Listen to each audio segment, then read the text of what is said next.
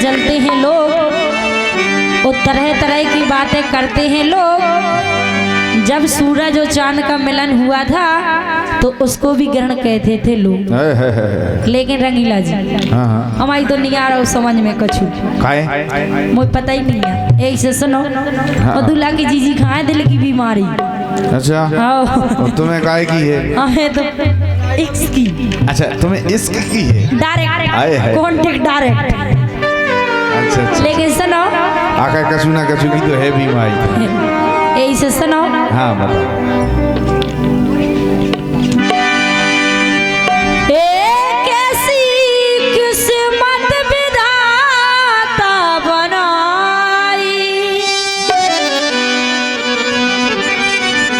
कह रही हो कैसी किस्मत विधाता बनाई है, कैसी किस्मत विधाता बनाई है, कैसी किस्मत विधाता बनाई।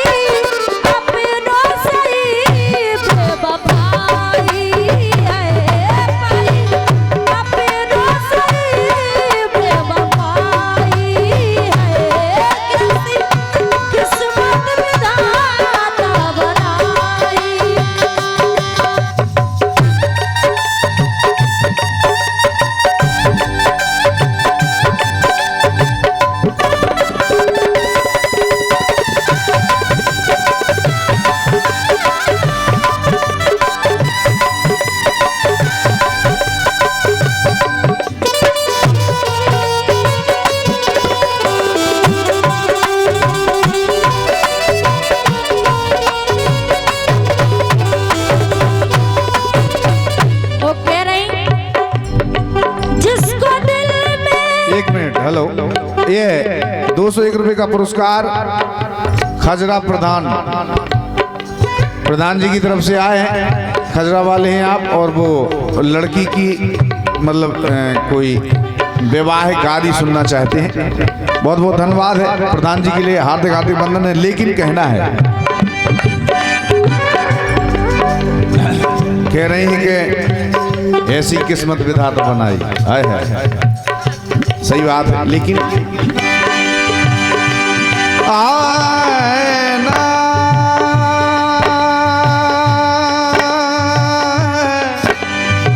देना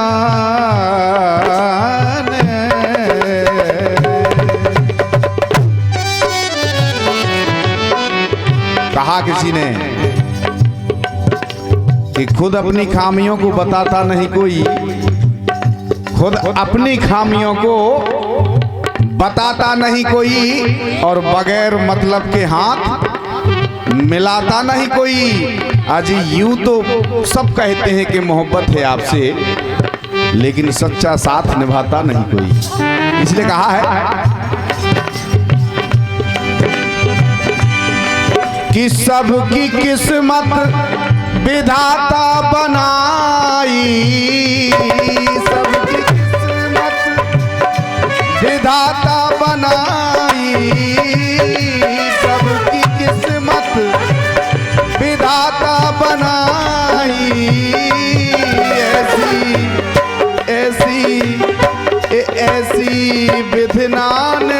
रचना रचाई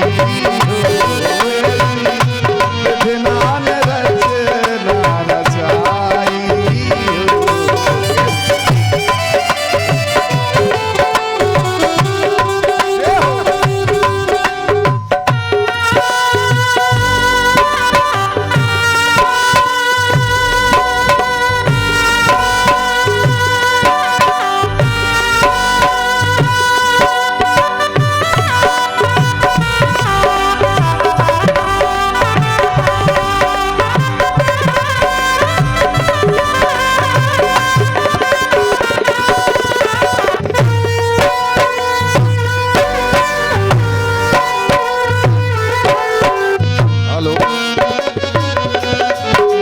हेलो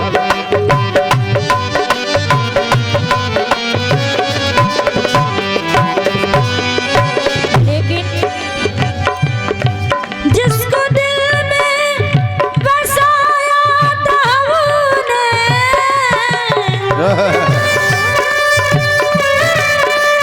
हेलो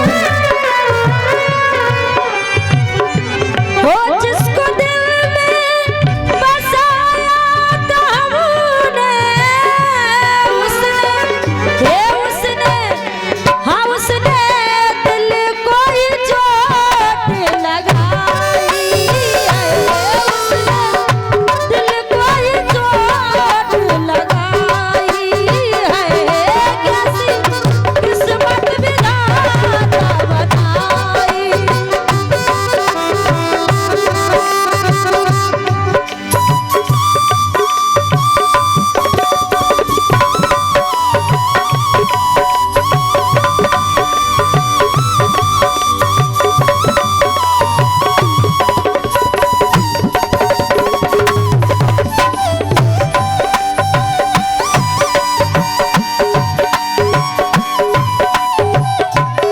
और जिसके सपने सजाए थे हमने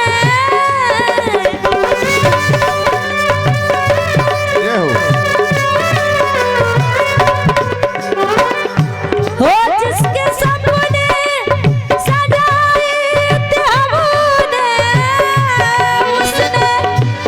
उसने हाँ उसने सपनों में आग लगाई है उसने सपनों में आग लगाई है कैसी किस्मत विधाता बनाई।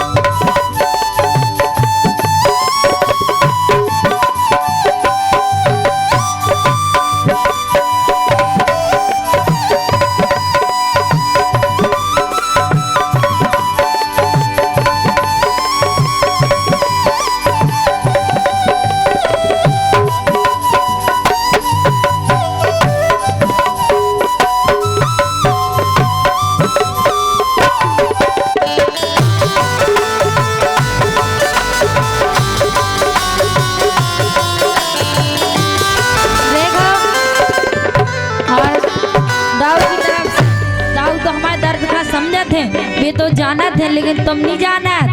देखो ने 51 रुपए ज्यादा हो पाए लाने आशीर्वाद दे दो यही से सुनो कैसी किस्मत विधाता बनाई कैसी किस्मत विधाता बनाई पारई अपनों से ही बेवफाई है पारई अपनों से ही बेवफाई है।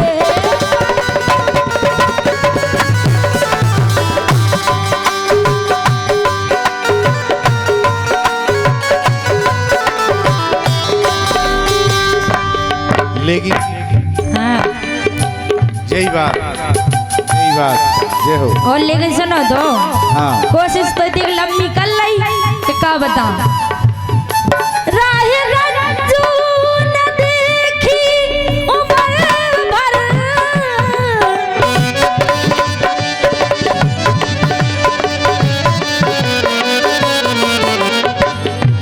ये राह रंजू न देखी उम्र भर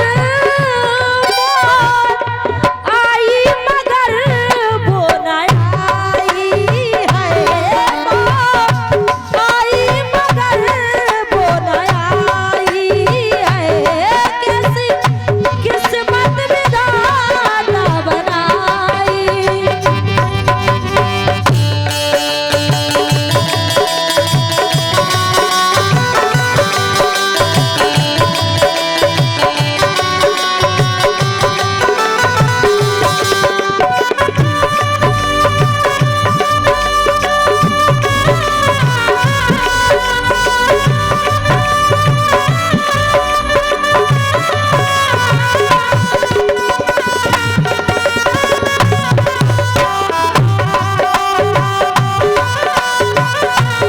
जय हो। लेकिन रंगीला जी कहना है कि दिल की दहलीज पे हमने दिए रखे हैं वो आज तक दिल के दरवाजे खोले रखे हैं हम पे क्या बीती ना बताया ना कभी बताएंगे क्योंकि खत आज भी उसके नाम लिखे हैं हाय हाय वाह अच्छी बात लेकिन आज प्रीत करो ऐसी करो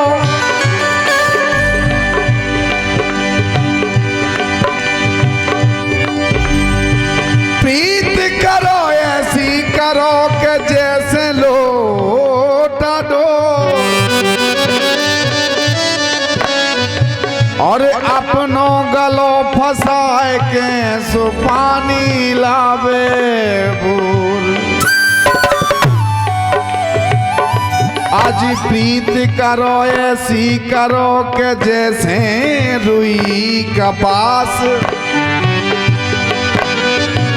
और जियत जियत लो ठंडा के और मरे संग में जात इसे कह रहे हैं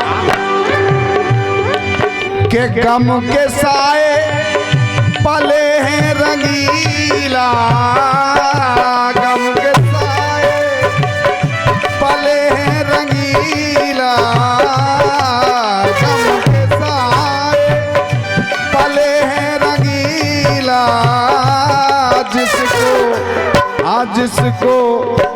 जिसको समझा वो निकीली पराई जिसको समझा वो निकीली ये अपना समझा वो निकीली पराई लेकिन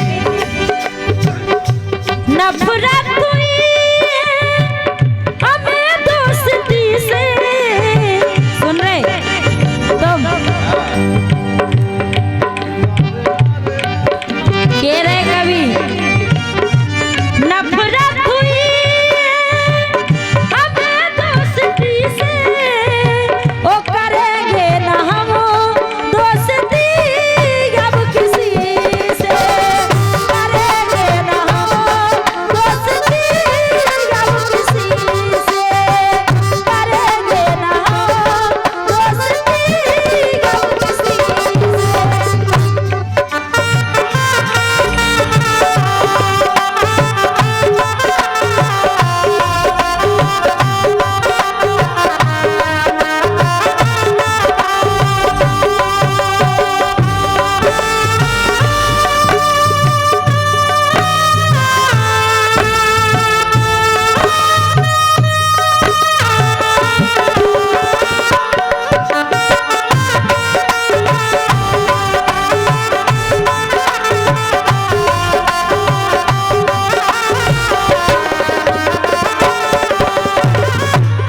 लेकिन किसी से का था दिल मेरा शीशे का था दिल मेरा और पत्थर का जमाना था। दिल टूट गया हो, दिल टूट गया, ये दिल टूट गया, आ दिल टूट गया हो।